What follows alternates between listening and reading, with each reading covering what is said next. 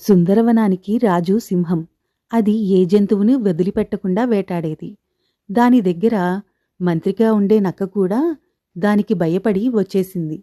ఒకసారి జంతువులన్నీ కలిసినప్పుడు ఒక బుజ్జి కోతి, నక్కమామా, నేను ఇప్పుడే మన రాజు దగ్గరికి వెళ్ళి మాట్లాడి వస్తాను, సరేనా అంది.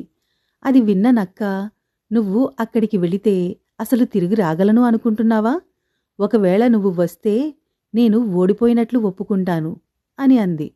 నాతో పందెం అంటున్నావు, కాస్త జాగ్రత్త, తొందరపాటు పనికిరాదు మామా అంది కోతి. నువ్వు తిరిగి వచ్చాక అప్పుడు మాట్లాడు అని వెటకారంగా మాట్లాడింది నక్క. జంతువులన్నీ వారిస్తున్నా వినకుండా మృగరాజు గుహలోకి వెళ్ళింది కోతి. అక్కడ ఏం జరుగుతుందో చూడాలని అడవి జంతువులన్నీ గుహ బయటే నిలబడ్డాయి.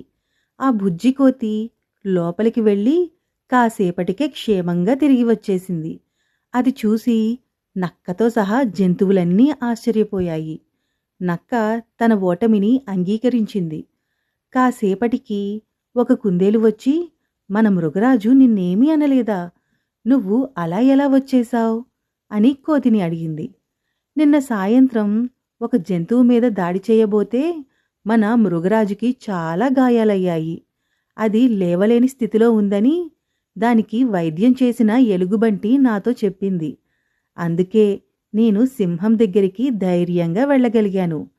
మీరు అన్ని జంతువులను ఇష్టం వచ్చినట్లుగా వేటాడుతున్నారు. కానీ ఇప్పుడు మీకు బాలేకపోతే ఆ జంతువుల్లో ఒకటైన జంతువే వైద్యం చేసి కాపాడింది.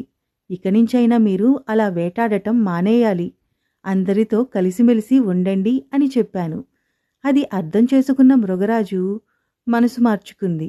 ఆరోగ్యం కాస్త కుదుటపడ్డాక గుహ నుంచి బయటికి వచ్చి అందరికీ క్షమాపణలు చెప్పి విందు కూడా ఏర్పాటు చేస్తాను అని చెప్పిందని వివరించింది కోతి.